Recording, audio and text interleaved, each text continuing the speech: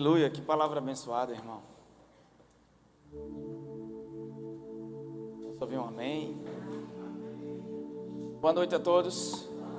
Graças a paz, irmãos. Muitas pessoas fugindo do frio. Já vi que nunca vão morar na Europa, né? Tô brincando. Aleluia. Eu amo o tempo frio. Meu sonho é nadar naquele gelo antártico. Fazer um buraco ali e nadar. Não sei se eu saio vivo, né? Mas não vou mentir que eu tenho esse sonho. Já viu que o pessoal que faz um furo, né? Você mergulha e vai, sei lá, no outro furo. Se eu não congelar por dentro, tá tudo certo. Mas que ainda vou pular ali, vou, irmão. Aleluia. Começamos uma série de mensagens sobre renovação da mente. E domingo eu falei sobre permanecer. E eu queria começar com vocês no livro de Hebreus, capítulo 10, verso 34. Olha para alguém que está do seu lado e diga: permanecer crendo. Olha para o outro vizinho e diga: permanecer crendo. Não existe promessa sem perseverança. Um dos aspectos da fé, o ingrediente da fé é a paciência. Eu sei que alguns de vocês não querem o Salmo 40. Ainda me lembro quando eu me converti.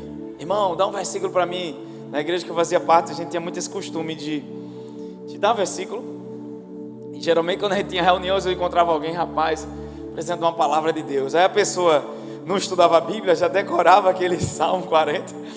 Esperei com paciência no Senhor. Fica no Salmo 40, irmão. E ele no 70, apressa-te, ó Deus. Dependendo da situação que você está passando, o tempo ele é muito diferente para cada situação. Até falei isso na quarta-feira passada, de quem está num presídio, né? O tempo demora. Quando você está se divertindo, parece que o tempo passa mais rápido. Mas eu creio, conforme a luz das Escrituras, que Deus não tem dias maus. Deus tem dias bons. Plural. O dia mau é singular. Então o que está reservado para nós é mais momentos bons do que ruins. O que significa que momento bom não é sempre um momento sem dificuldade. Nosso conceito do que é bom é muito natural, é muito humano. Por exemplo, quando a gente imagina sobre amor, o que a gente imagina? Coraçãozinho, filmes de Hollywood. Porque a gente foi hollywoodizado desde criança a pensar conforme o padrão da terra, o que diz respeito ao que é amor, o que é bom. Uma mãe tira o celular do filho. Hoje uma criança de 2 anos tirar o celular, ela só falta morrer, né? Está destruindo a humanidade. A tecnologia que era para trazer tempo, comodidade para a gente, facilidade, e ajuda muito, realmente. Eu não sei, já faz anos que eu não vou em um banco. Acho que você faz tudo de forma digital.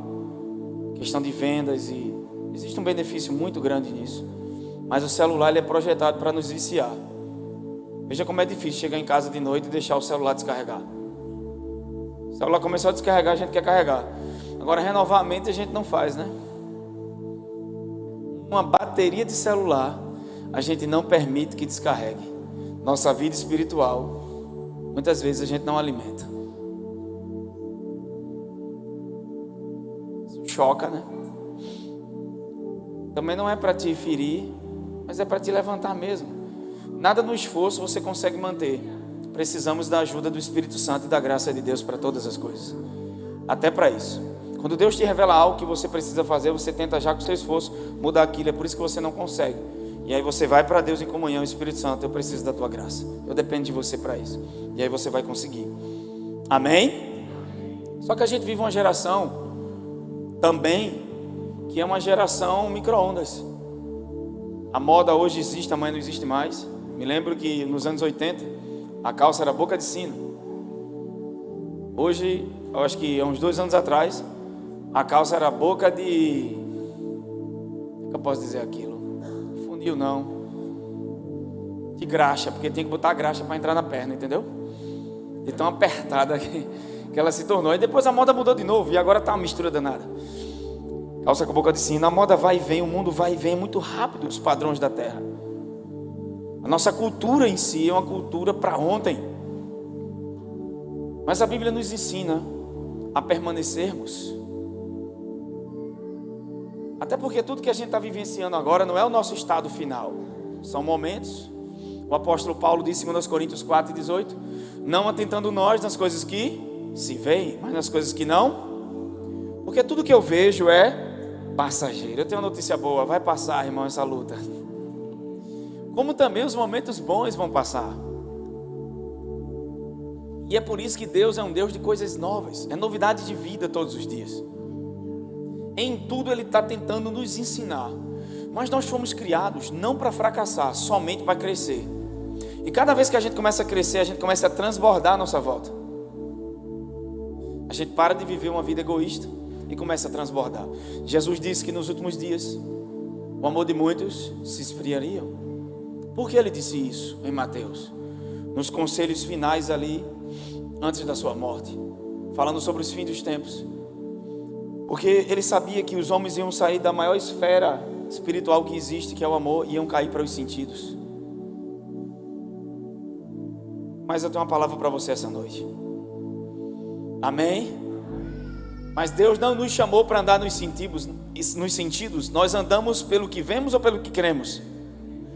Então as nossas crenças precisam ser desafiadas. E é por isso que eu só experimento a boa, perfeita e agradável vontade de Deus quando eu renovo minha mente.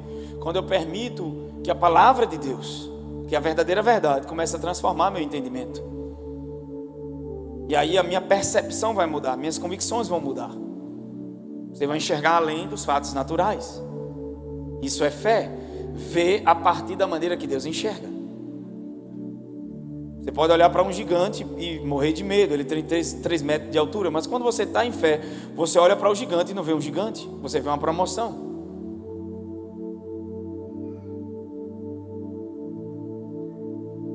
Deus sempre vai nos ensinar em tudo algo. E é por isso que é uma caminhada com Deus. Por isso que não é uma fórmula.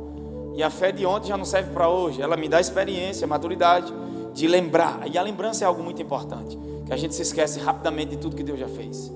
E se Ele já fez tudo aquilo que já fez, por que não vai fazer de novo? Já parou para analisar que muitos de nós nem imaginaríamos que estaríamos vivos hoje, e que coisas que a gente jamais imaginou teriam acontecido, e aconteceram. Deus te tirou de cada uma. Se Ele te arrancou do Egito, por que não vai abrir o mar? Se Ele abrir o mar, por que não vai transformar a água de mar salgada em doce? Eu acho que Ele te levou para lá, para o deserto, te matar? Claro que não. Deus é um Deus que não nos livra de longe. Ele sempre entra com a gente na batalha. Amém? Hebreus 10, vamos lá. Verso 34.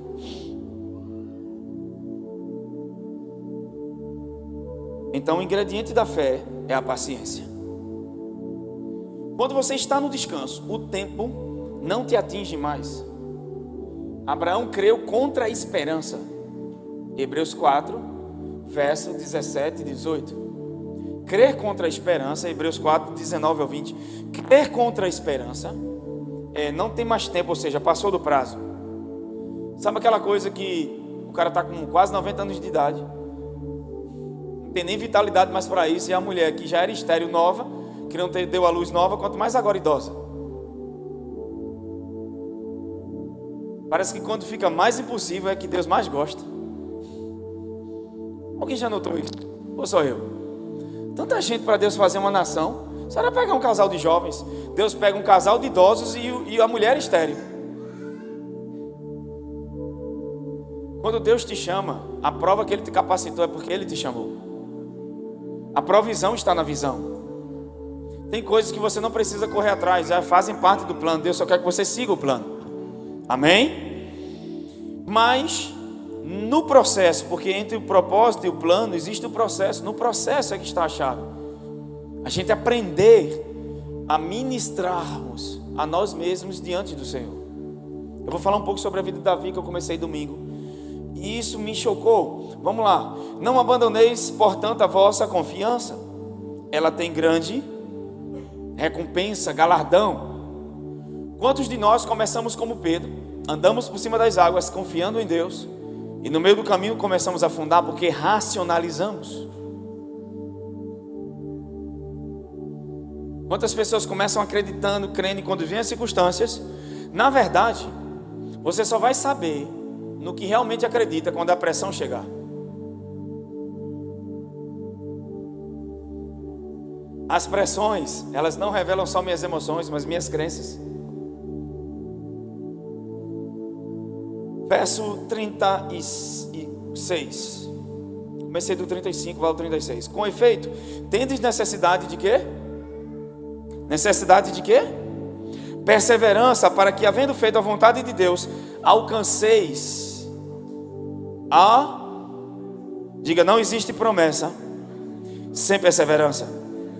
Agora, quando a gente vê essa palavra perseverança, parece que a gente vai se esforçar, lutar com nossas energias para ficar de pé. Não. Eu sou o galho ligado à videira.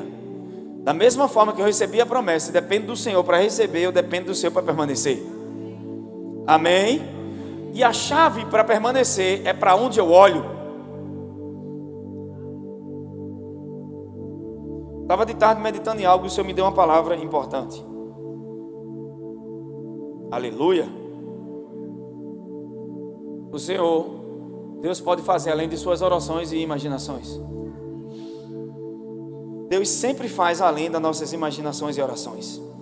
Abre no livro de Mateus 14, 30 ao 31, por favor.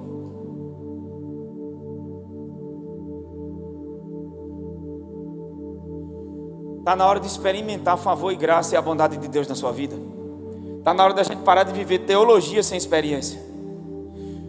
A parábola da semente revela isso. 4 tipos de solos, 4 tipos de pessoas, 4 tipos de corações. O solo ali são pessoas, a semente é a palavra e o agricultor é o Pai. Deus não muda, sua palavra tem poder. E porque em 4 solos só um prosperou? Quando a gente ouvir uma promessa de Deus, a gente tem que levar essa promessa para a prática. Quando entendemos algo sobre a palavra de Deus, isso tem que ser praticado e não tem que ficar em teoria. Sabe, Satanás não tem poder para roubar. Mateus 13, 19 diz: ouvindo alguém a palavra do reino, vem o maligno e arrebata o que foi semeado em seu coração. Ouvindo alguém a palavra do reino e não entendendo, vem o maligno e rouba o que foi semeado em seu coração. Ainda é a parábola da semente de Marcos capítulo 4. De todas as parábolas, a parábola da semente explica todas as outras. E o que é interessante é que ele disse: vem o maligno e rouba. O diabo não tem poder para roubar nada que é nosso, a não ser que a gente permita. O diabo não tem esse poder. Diga, o diabo não tem esse poder. Então ele só rouba aquilo que a gente permite. Então guardar o coração é minha responsabilidade. O que eu medito, o que eu confesso, ressignifica o meu coração. Há muitas crenças em nós que nós não sabemos que temos, até alguém pisar no seu pé.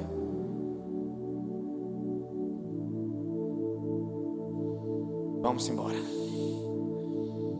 Todavia, reparando na força do vento, olha para o teu vizinho e diga: para de reparar a força do vento.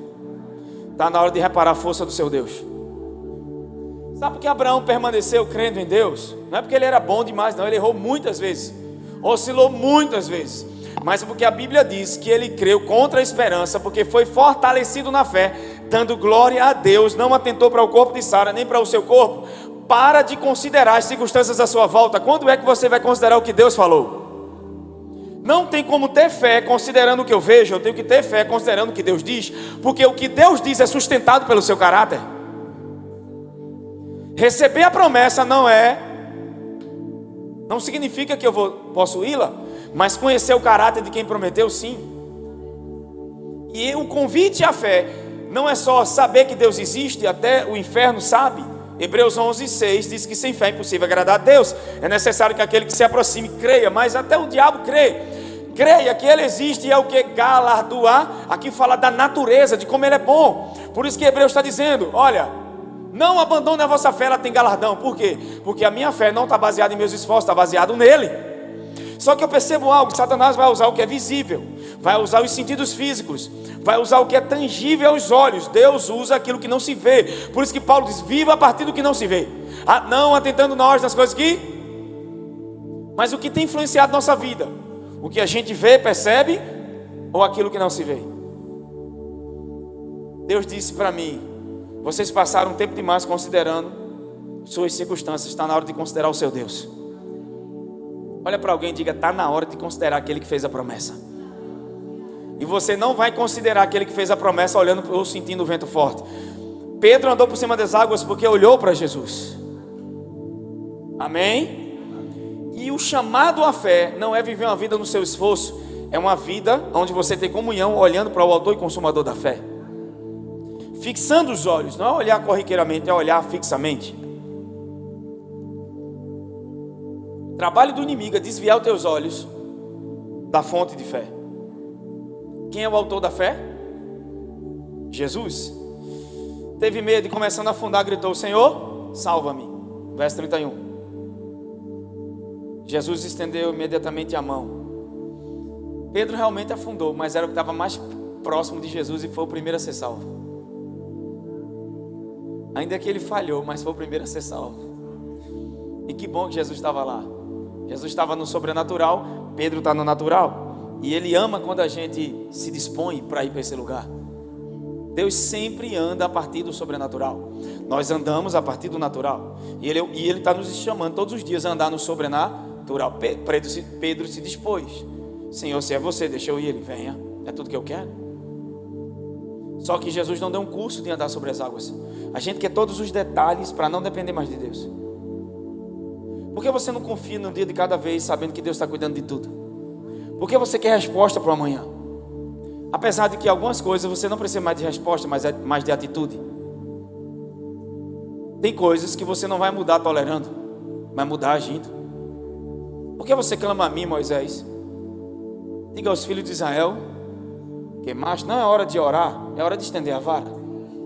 É hora de marchar, de avançar. Ah, mas não tem chão, não tem água, pisa para tu ver se não se abre. Amém? Então, algumas coisas você está orando que era para estar agindo. Há situações que é para você se levantar contra o diabo. Então você não ora, você ordena. Você reina em vida. Vamos embora. Jesus estendeu imediatamente, segurou e disse: homem de pequena, porque você... Quem concorda comigo? Se isso é pequena fé, para vocês, o que é grande fé? Qual é o lugar mais seguro? Dentro do barco ou fora do barco?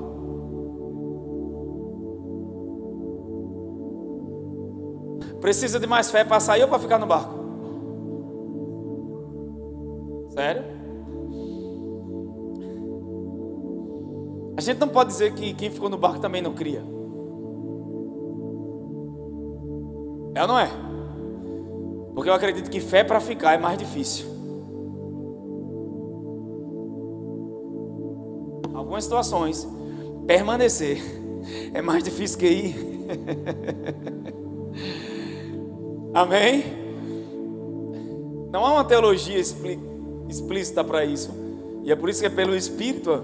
Algumas vezes você vai precisar sair do barco, e algumas vezes você vai ter que ficar no barco. É uma vida dirigida pelo Espírito, é a vida da nova aliança. Só que a gente quer uma fórmula. O que Deus fez com a irmã, eu quero que faça comigo. O que ela fez, eu faço. Não funciona. Evangelho não é fórmula, é relacionamento. Amém? Só que Ele ama quando você se dispõe a conhecê-lo e ir a Ele. Só que o que me chama a atenção aqui é algo importante. Porque Ele disse: homem de pequena fé. Isso me ofendeu quando eu li isso a primeira vez. Eu digo: meu Deus, isso é pequena fé. Eram ondas enormes. E quem era para ser chamado de pouca fé era Judas, irmão, que traiu Jesus. Jesus chamou Pedro, que andou por cima das águas. Tem alguém comigo? Olha para o teu vizinho e diga: se você acha que é pouca fé, vai e faça. Quando eu comecei a pregar a nova aliança, eu me lembro que a gente começou a pregar a graça de Deus, e tinha um grupo que ficava só analíticos da fé, para ver se a pregação estava certa ou não, e não viviam nada da palavra de Deus. Já vi esse grupinho na igreja que fica criticando quem prega certo, quem prega errado, quem prega lei, quem prega graça, quando eles mesmos, o que sabem, não praticam nada. Investigadores da fé, ao invés de receber a revelação, ficam analisando. Ser analítico é um problema. Eu vim ao culto para adorar e para cultuar o Senhor. Amém? Recebi a boa palavra. De sorte que a fé vem pelo ouvir, e o ouvir da palavra treina o meu ouvido espiritual para ouvir a voz de Deus. Amém? A fé vem pelo ouvir, e o ouvir pela palavra. Diga, a fé vem pelo ouvir e o ouvir pela palavra. Quanto mais eu ouvir a palavra pregada, mais os meus ouvidos são treinados ao ouvir da fé, ou seja, a conhecer a voz do Pai. Vem pela palavra essa coisa. Se expor à palavra. Muitas pessoas não se expõem à palavra, porque a palavra ela tem dois gumes. É uma espada de dois fios, dois gumes. Quando ela entra, vai confrontar, mas ela gera vida e sai com vida. Por isso que é dois gumes. Primeiro ela vai entrar em você, depois ela sai de você. Muitos querem que a palavra saia, quer que o povo beba uma água que eles não bebem. Queremos transformar o mundo com uma doutrina que nem nós mesmos praticamos. Oramos para que as pessoas sejam salvas e conheçam nossa doutrina, mas não permitimos que a nossa doutrina nos transforme. Diga, isso é religião. Eu percebo que de um tempo para cá uma unção de ensino tem vindo muito forte em mim, e ela tem exortado essa igreja, porque eu já ensinei muita coisa forte na igreja, e é como se Deus estivesse apertando a carga, aprofundando mais algumas coisas, voltando algumas raízes. E já vem um caminhão lá na empresa, para os produtos saírem, tem que apertar com a cinta. E às vezes eu percebo que está afogado e eu peço para o motorista, aperta mais um pouco. A carga de mensagem está sendo mais arrochada. Quem entendeu isso? Para que nada se perca. Olha para o teu vizinho e diga, Deus não quer que você perca nada dessa vida. Ele quer que você desfrute todos os dias. Quantas pessoas eu vi viver tanta religião na igreja, que nunca desfrutou com os filhos, com a família, nada de Deus, mas viviam vidas politicamente religiosas. Era igual os fariseus, com sepulcros caiados. Por fora é madeira bonita, por dentro está tudo podre. Por quê? Porque eles têm uma vida de aparência. Porque Jesus amaldiçoou aquela figueira? Ninguém entende, né? Porque a figueira é um fruto, é um símbolo de justiça própria. No Éden, quando Adão cai, ele colheu folha de figueira para se cobrir. E o homem não pode se cobrir sozinho, isso não é salvação. Todas as vezes que você usa suas obras para tentar se cobrir ou tentar obter de Deus, é a justiça de Jesus que Deus te cobre. Ele matou um animal e cobriu Adão e Eva, porque é Deus que cobre a humanidade. É uma ação de Deus, amém? Nosso papel é vestir a roupa que Ele nos dá. Tem alguém comigo? Só que Adão fez folha de figueira, e folha de figueira vai secar, então você vai ter que colher de novo, e a vida no esforço humano. Então Jesus amaldiçoou a figueira, e ele disse, nunca mais ninguém coma fruto de você, nunca mais ninguém se alimenta, porque no Éden foi desse fruto que o homem se alimentou, justiça própria. O que é folha de figueira? Uma árvore como uma figueira, naquela época, se tivesse folhas, tinha que ter fruto, mas ela não tinha. Isso admirou Jesus, ele amaldiçoou ela. Por quê? Porque é um símbolo de religião, só tem folhas, só tem aparência, mas não tem fruto. Fruto é a essência. Deus não quer que você se vista como uma figueira. Deus quer que você tenha uma vida cheia de frutos. Olha para o teu vizinho, essa palavra veio para mim de manhã. Olha para ele e diga, você nasceu para crescer, frutificar e transbordar. Se não transbordar, você está no fluxo errado da vida. Porque não é só eu acumular bens, comprar o que é melhor, comer o melhor, vestir o melhor, ter o melhor, mas nunca transborda em ninguém. Isso não é evangelho.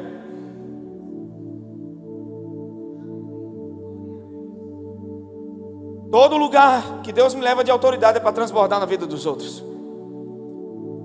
Mas se a gente tivesse uma mentalidade de amor, a gente abençoaria muito mais as pessoas à nossa volta. Mas essa folha de figueira, essa vida religiosa, faz a pessoa vir para a igreja, mas não desfruta de plenitude. A mensagem da graça começa você desfrutando. Eu sempre disse às pessoas, eu não ensino a graça para fazer daqui pregadores da graça, mas para que você possa viver por meio dela. E quando você vive por meio dela, é maravilhoso, afeta teu relacionamento conjugal, a vida com os filhos, afeta a maneira como você vive a vida. Porque a religião, além de ser um fardo pesado, deixa você cego e burro.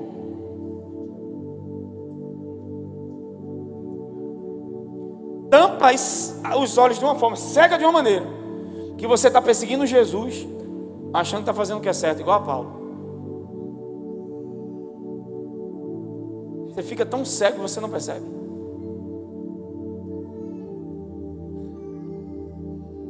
Porque as pessoas não têm entendimento de que lá fora elas podem prosperar em seus negócios, viver uma vida fora das quatro paredes. Minha esposa disse uma frase agora no carro, não lembro, sobre algo fora da igreja. As pessoas não têm essa coisa. Entender isso. Então, elas se satisfazem com cargos, com posições, e aqui são bambambam e os filhos sendo destruídos. Não sentar na mesa para olhar, para conversar e comungar de um pedaço de pão, de uma refeição com os familiares, ter tempo à mesa com sua família. Amém?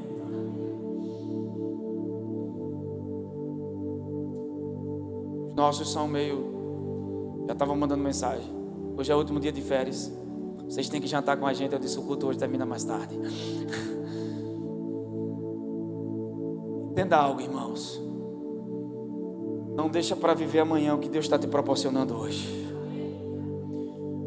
Religião, farisaísmo é teologia sem experiência. Conheciam muito da letra, mas não aquele que inspirou a letra.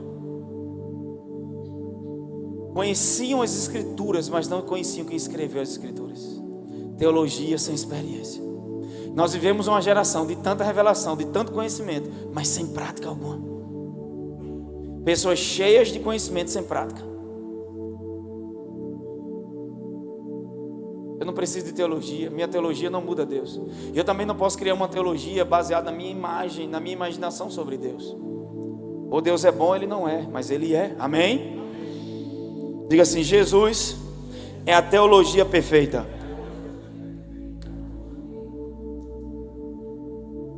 Vamos lá. Então, se você acha que é pouca fé, vai e faça. Se você acha que o irmão pregou errado, vai e pregue. É ou não é? Tem pessoas que dizem, você tem que ser mais paciente com seus filhos. Então vá lá e cuide deles. Eu acho que você era para ser assim, assado. Ninguém está vivendo o que você está vivendo, não sabe a tua experiência. Falar de fora é muito fácil. É por isso que nós temos o sumo sacerdote que compadece nossas fraquezas. E em tudo foi tentado e venceu tudo, mas Ele não nos condena, Ele está aqui para nos ajudar. E ainda enviou o Paracleto, o ajudador. O Espírito Santo não vai fazer tudo por você, Ele vai te ajudar. O problema é que você quer que Deus faça tudo por você. Pastor, mas eu não, sabe, eu me sinto só. Então você é um alvo dele. Ele é consolador. Ele veio para você nunca ter consciência de solidão. Só que a minha coisa é, se a gente não procrastinar, essa palavra é em inglês, grega, hebraica. Tem hora que não sai. Quando você tenta dizer certo, já percebeu aquela palavra? Que o CD arranha, você tenta dizer e piora mais ainda a sua situação? Eu nem tento. Isso, perfeito. Então, fulano era para criar os filhos de forma melhor. Cara, é claro que a gente vai dar conselho e vai ajudar. Homem de pequena fé. Se ele entendeu como pouco, se ele pensa que aquilo é pouca fé, como é que a gente consegue distinguir o que é muita fé e o que é pouca fé? Na verdade, a frase aqui não se refere à quantidade, mas se refere à qualidade da fé. Não é quanta fé, mas como sua fé é durável. E aí entra o que eu ensinei sobre olhos do coração, uma mente renovada, meditar, ouvir, se alimentar do Evangelho, porque o que sustenta a minha fé, Pedro, quando olhou para um lugar que Jesus não estava, ele começou a afundar. O que eu estou ouvindo determina se eu vou ser dependente de mim mesmo ou de Jesus. Tem alguém comigo? Então pouca fé não significa que não era forte, significa que não foi sustentada. O problema de uma fé grande e pequena na Bíblia, depois da Nova Aliança, você não vai ver isso. Você vai ver fé. A duração da fé é a coisa mais importante. E ela dura por conta daquilo que a sustenta. Então essa fé não foi sustentada, porque ele tirou os olhos daquilo que sustentava a fé. Sempre que a gente enfraquece na fé, é porque a gente está olhando para o lugar errado. Tem alguém comigo? A Bíblia diz que Abraão perseverou e esperou pacientemente. Quando você entra no descanso, o tempo não te atinge mais. Então, ele tinha 100 anos e ele estava bem.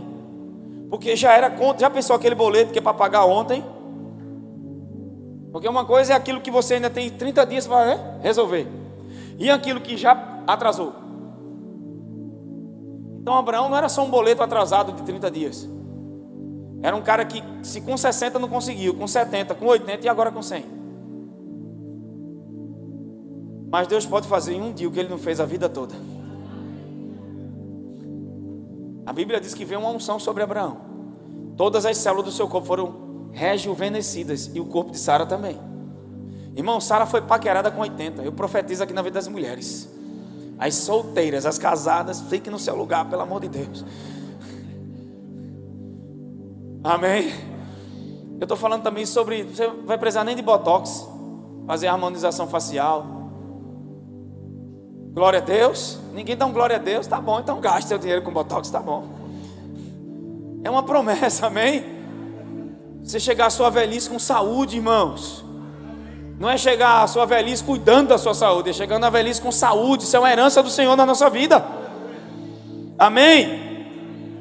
Então Abraão alcançou a promessa porque ele perseverou. A perseverança faz parte de viver a promessa. Diga, não existe promessa sem perseverança. Diga, quem não persevera no processo não chega ao seu destino. Hebreus 10, verso 35 agora, 36, 37, 38. Se Deus falar com você, irmão, vá até o final. Se você parar na metade, você não vai ver o resultado final. Problema de algumas coisas na nossa vida que a gente parou na metade. Portanto, não abandoneis a vossa confiança, porque ela tem grandioso galardão. Continua. E em verdade vos afirmo, necessitai de quê? Olha para o teu vizinho e diga, você não está necessitando de que Deus mude o problema. Você precisa no problema ficar firme naquilo que Deus falou com você. Isso se chama perseverança. Uma força que vem da parte de Deus para que você fique no meio do problema como se ele não existisse. Porque Deus não é um Deus que te livra de longe do fogo. Deus é um Deus que entra na fornalha com você. Uma coisa é Deus dizer para você, vai, que você não vai se queimar. Outra coisa é, vai, porque eu sou contigo. E quando alguém olhar, lançou 3, tem 4. Por quê? Porque Ele é um Deus que entra no meio com a gente. Aleluia. Aquilo que é um problema vai ser passeio. A Bíblia diz que eles passeavam no fogo. Você vai passear no problema. Sabe o que é passear no problema? Não é acabado, destruído. É dançar no problema, passear no problema. Significa que nas situações difíceis da vida você não vai arrancar o cabelo, você vai ficar bem. Vai se divertir, vai viver uma vida normal, natural. E o fogo não te queima. E melhor, você sai da fornalha sem cheiro de fumaça. Olha para o teu vizinho e diga, nessa situação você vai sair melhor do que entrou. Não vai ter cheiro de fumaça. Significa que você entra de um jeito, sai melhor. Não, porque uma coisa é você entrar numa situação quebrado, destruído, acabado, sem força, sem energia, sem cabelos na cabeça, sem nervos nos cérebros. Não, você vai sair sem cheiro de fumaça. Isso não vai te afetar, porque tem uma proteção divina sobre a tua vida. Olha para o teu vizinho e diga, isso não vai te afetar, isso não vai te matar. Pelo contrário, você vai sair melhor, mais forte, com testemunho e com Deus exaltado na sua vida. Porque agora Nabucodonosor disse, derruba aquela imagem, porque só tem um Deus na terra, e é o Deus de Sadraque, Mesaque e Abednego. O testemunho transforma-se em fonte de evangelização. Deus passa a ser glorificado. É por isso que quando Deus traz honra, nunca é para você ser aplaudido, é para o nome dele transbordar na vida das pessoas. Meu Deus do céu. Não vai ter cheiro de fumaça. Não vai ter cheiro de fumaça. Quem lançou Sadraque, Mesaque e Abednego no fogo morreu. Os homens que lançaram morreram na hora, porque a fornalha estava acesa 7 vezes mais. O diabo pode se irar 7 vezes mais. O fogo pode estar queimando no cotovelo, irmão. Quem tentar te lançar vai morrer. Quem morreu? Porque o fogo que queima o diabo para a gente é glória. Vai ver lá no Mar Vermelho, a mesma nuvem que protegia Israel defendia contra os inimigos. O mesmo fogo que guiava era o fogo que queimava os egípcios. O que para nós é proteção, para o inimigo é uma arma de ataque. Meu Deus do céu. Não vou entrar na glória e nem na presença de Deus agora. Vamos continuar, que eu quero terminar essa palavra de perseverança agora. Havendo cumprido a vontade de Deus, alcancei plenamente o que Ele... Porque uma coisa é sair do Egito, outra coisa é entrar na terra. Eu percebo uma geração que rodeia, mas não entra. E eu não quero viver esse ciclo que não tem fim. Eu quero entrar naquilo que Deus prometeu. E para isso, se você parar na metade, você não vai ver o resultado final. E não é porque Deus mentiu, mas porque você não honrou o processo. Se você não honrar o processo, você não vai ver as coisas acontecerem. E vai dizer, Deus não prometeu. Deus prometeu, o problema é que você parou no caminho. Eclesiastes 7:8, parte A diz: o fim das coisas é melhor do que o início. Algumas coisas podem não estar legal agora, mas não é o fim. Eu estou em obras. Deus não acaba em derrota. Aquele que começou a boa obra vai. Se as coisas não estão da forma que era para estar, é o fim, é o processo. E o processo não é onde eu vou ficar. Eu só estou passando pelo deserto. O deserto é um sinal de que você já não está mais no Egito. Eu estou indo para Canaã. Amém. Olha para o teu vizinho e diga: ei, rapaz, melhor é o fim das coisas. A gente precisa aprender a iniciar nossa jornada de fé, mas precisamos também aprender que é parte da fé permanecer nessa jornada até o final. Ninguém vai emagrecer na academia só uma vez no ano. Todo mundo quer esse sonho, eu também sonhei com isso. Pode meter o pau no Ozempic, mas vai ficar limitado, viu? Vai uma vez no ano e diz: quero emagrecer, quero músculo. Rapaz, tá tomando bomba. É mais fácil criticar os outros, né, que tá crescendo, do que eu tenho certeza que tá tomando bomba. E você tá tomando óleo, açúcar, miserável.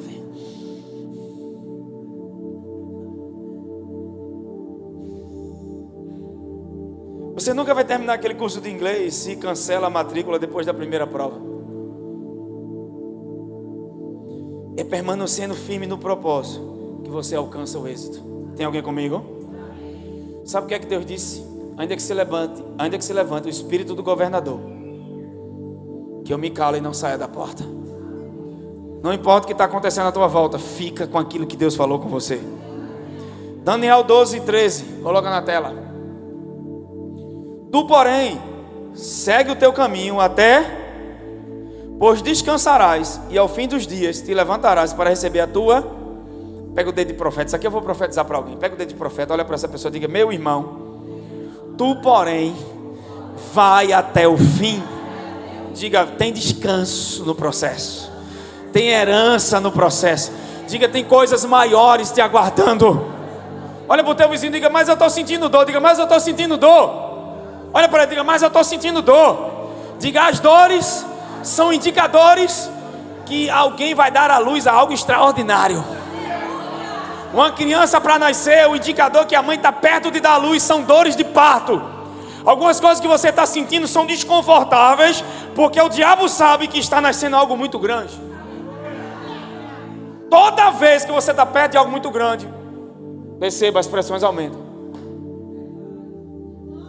É o diabo te chamando para aquilo que é visível, para aquilo que é humano, para aquilo que é natural.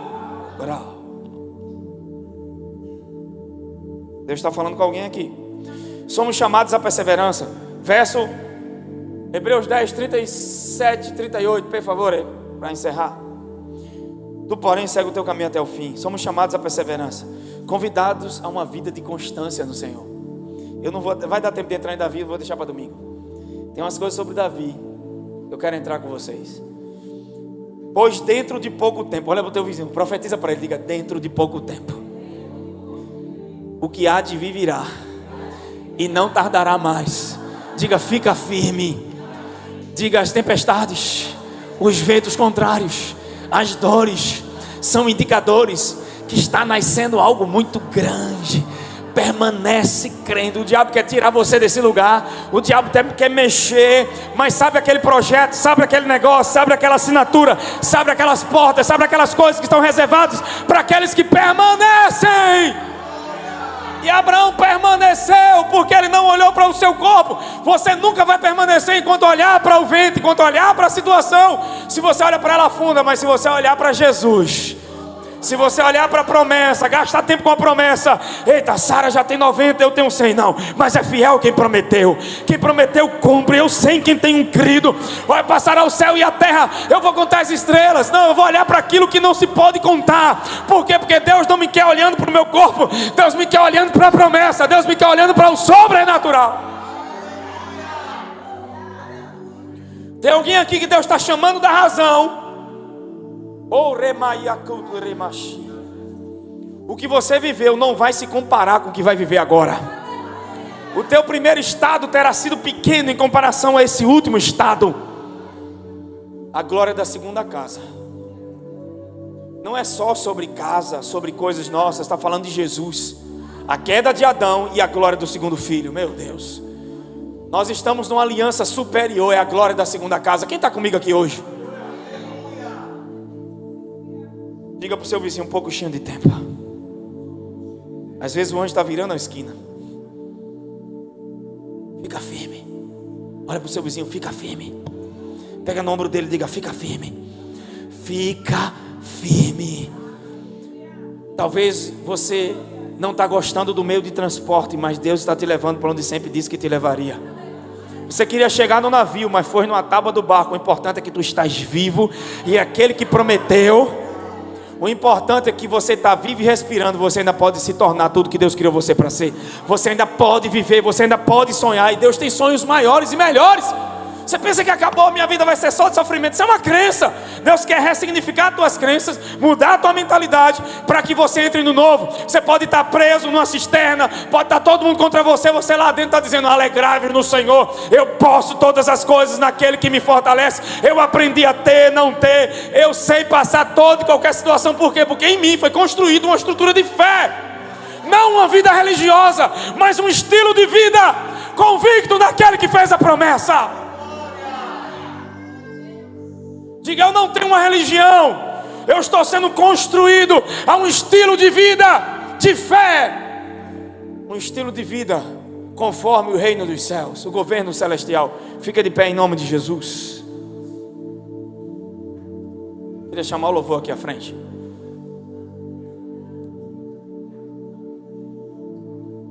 Volta de novo o versículo 37. Vou parar nele para continuar no domingo nele. Talvez você não começou tão bem, mas o fim das coisas é melhor do que o começo. É permanecendo firme no propósito que você alcança o êxito. Ainda que se levante o espírito do governador. Meu Deus do céu. Somos chamados à perseverança. Somos convidados a uma vida de constância. Pois dentro de pouco tempo. Por que é pouco tempo? Porque Deus está fora do Cronos.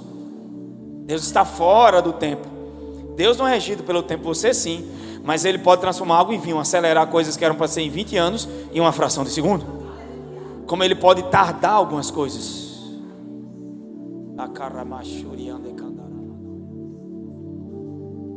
Ele é o Senhor do tempo e do espaço. Ele pode encurtar a distância e acelerar o tempo. Ele é Senhor do espaço. Enquanto você está aqui, alguém no hospital pode receber algo.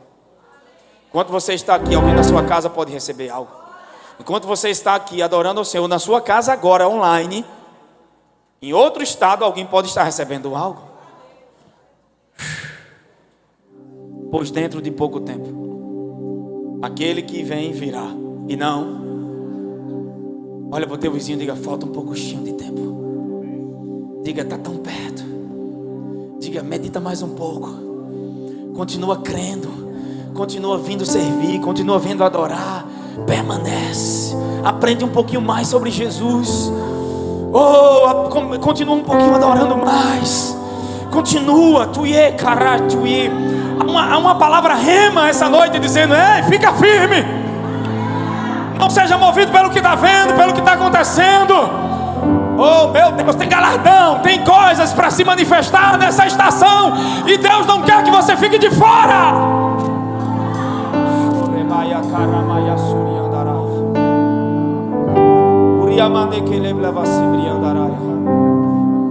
Daniel orava 3 vezes por dia. Não é o que fazemos ocasionalmente que determina, mas é o que fazemos constantemente. Disciplina. Deus vai ressignificar pessoas para disciplina.